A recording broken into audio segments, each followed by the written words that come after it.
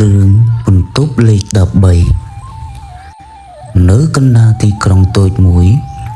មានសន្តាគារចាស់មួយឈ្មោះសន្តាគារពន្លឺ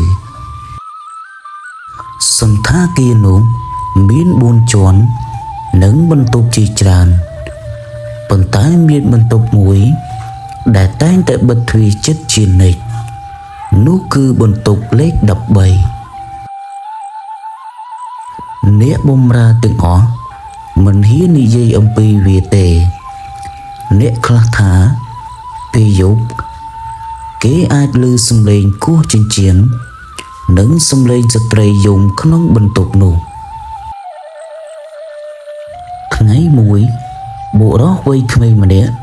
ឈ្មោះវិសាលបានធ្វើដំណើរមកទីក្រុងនោះដោយសារសន្តាគារផ្សេងពេញអស់ហើយគាត់ក៏សម្រេចចិត្តស្នាក់នៅសន្តាគារពន្លឺនៅពេលចុះឈ្មោះអ្នកគ្រប់គ្រងបានផ្ដល់សោបន្ទប់លេខ12ឲ្យគាត់បុរសចំណាស់នោះនិយាយសូមកុំឲ្យនៅចិត្តបន្ទប់លេខ13វិសាលញញឹមហើយគិតថាវាគ្រាន់តែជារឿងព្រេងហើយគាត់ក៏រៀបចំរកកន្លែងគេងនៅម៉ោង12យប់វិសាលកំពុងដេកស្រាប់តែឮសំឡេងតក់តក់តក់ដូចជាមាននរណាម្នាក់គោះចិញ្ចៀនសំឡេងនោះមកពីបន្ទប់លេខ13បន្ទាប់មកគាត់បានឮសំឡេងស្ត្រីម្នាក់យំយ៉ាងកំសត់ហើយបាននិយាយថាជួយខ្ញុំផងពេលនោះទ្វារបន្ទប់ស្រាប់តែបើកខ្លួនឯងដោយចង់ដឹងការពិតវិសាលក៏បានចេញពីបន្ទប់ច្រករបៀងស្ងាត់ជ្រងំពេលគាត់ទៅដល់មុខបន្ទប់លេខ13ទ្វារក៏បើកចេញដោយខ្លួនឯងនៅក្នុងបន្ទប់លេខ13នោះខាងក្នុងងងឹតសូន្យប៉ុន្តែមានពន្លឺតិចៗចេញពីចុងបន្ទប់នៅក្នុងបន្ទប់មានតែគ្រែចាស់មួយនិងកញ្ចក់មួយវិសាលបានដើរទៅជិតកញ្ចក់ក្នុងកញ្ចក់នោះគាត់បានឃើញខ្លួនឯងប៉ុន្តែនៅពីក្រោយគាត់មានស្ត្រីម្នាក់ស្លៀករ៉ូបពណ៌សឈរនៅក្រោយគាត់ងាកមកក្រោយភ្លាមគ្មាននរណានៅពីក្រោយគាត់ទេគាត់ក៏មើលទៅកញ្ចក់វិញនាងកាន់តែខិតជិតគាត់បន្ទាប់ពីហេតុការណ៍នេះកើតឡើងលុះព្រឹកឡើងវិសាលបានសួរអ្នកគ្រប់គ្រងបុរសចំណាស់ក៏និយាយការពិតកាលពី20ឆ្នាំមុន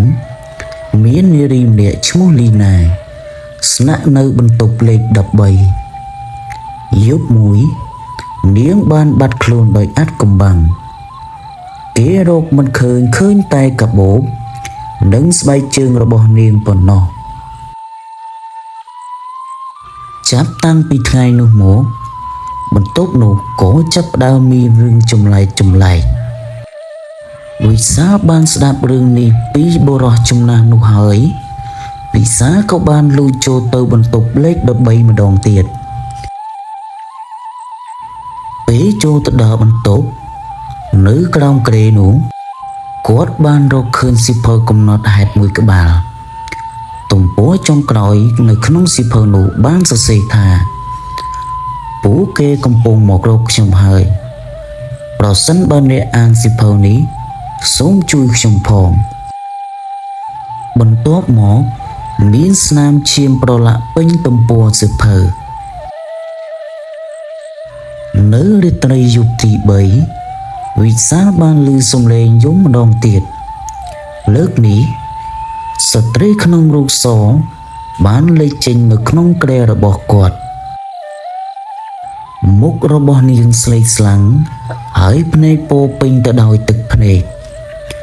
នាងបានលើកដៃចង្អុលទៅជញ្ជាំងក្នុងបន្ទប់លេខ3ពេលនោះ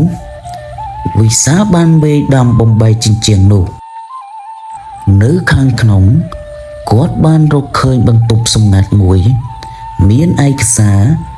និងភស្តុតាងជាច្រើនដែលបង្ហាញថាលីណាត្រូវបានគេធ្វើឲ្យគាត់បាត់ខ្លួនហើយការពិតត្រូវបានលាក់បាំងអស់ជាច្រើនឆ្នាំបន្ទាប់ពីការពិតត្រូវបានបង្ហាញនិងករណីត្រូវបានដោះស្រាយវិសាបានត្រឡប់ទៅបន្ទប់លេខ13ជាលើកចុងក្រោយស្ត្រីក្នុងរ៉ូបសបានលេចចេញម្ដងទៀតលើកនេះនាងញញឹមដោយសន្តិភាពហើយបាននិយាយទៅវិសាថាខ្ញុំអរគុណណាស់បន្ទាប់មក